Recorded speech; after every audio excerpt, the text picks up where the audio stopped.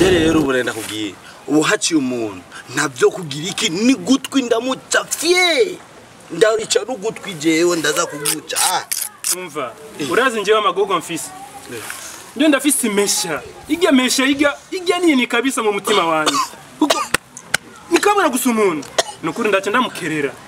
kumugereza nakubwiye ntangura ku matwi ndamwereka ko je namaze kuvengwa narasi ndakesiri ahubwo mu mufuko wanje nta kintu kihari kabisa kuko ndafise ishavu nini cyane yo kumubaga umuntu narari ibijumba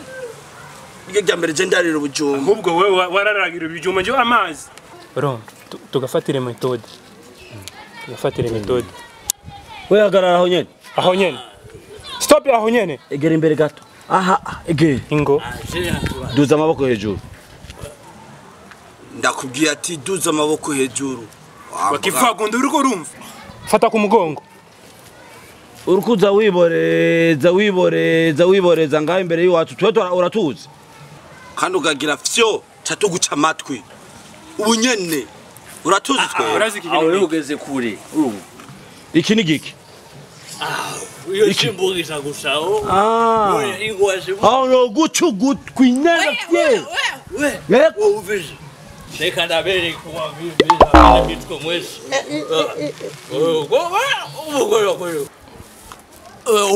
ndakubera umuco uvije ndakubera